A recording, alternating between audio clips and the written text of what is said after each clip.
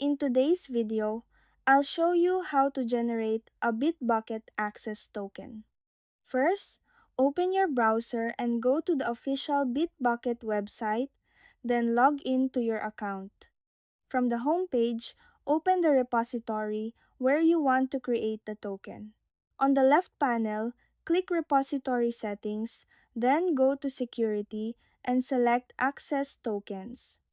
Click Create Access Token, then enter a name for your token. Under Expiry, choose a specific expiration date using the date picker. Make sure the selected date falls within the limit set by your workspace admin. Next, choose the appropriate permissions based on the level of access you want to grant. Once everything is set, click Create. A confirmation window will appear showing your newly generated token.